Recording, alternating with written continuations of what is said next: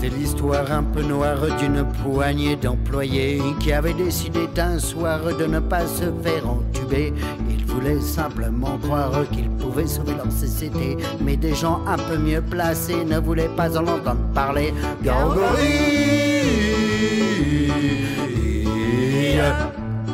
La mère Ori, qui à la base avait l'air bien gentil, dissimulait sous ses belles phrases des dessins un peu moins jolis. Un peu trop d'attirance pour le plateau chaudefonnier nous a valu l'errance de tout le plan hospitalier.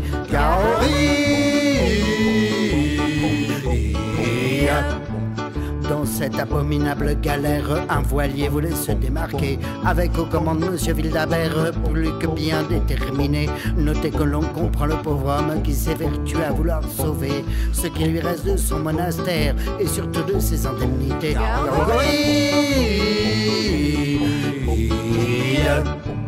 En naviguant dans les hautes sphères, on a beaucoup d'amis. C'est pour ça que Wildhaber est pote avec Gnegi.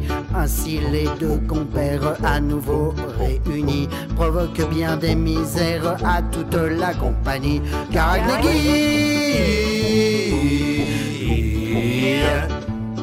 il y en a un qui bien sûr ne doit pas être oublié.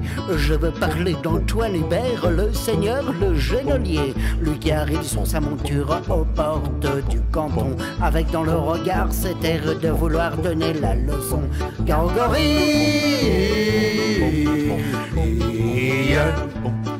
Derrière les politesses de tout ce monde civilisé se cachait surtout l'ivresse des économies bien placées. Toutes ces petites bassesses ne vont que péjorer les conditions de travail du monde hospitalier.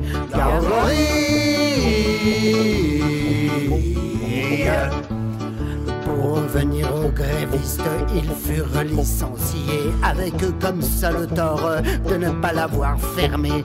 Une chose est sûre dès lors, c'est que notre liberté a bien du souci à se faire avec toutes ces personnalités.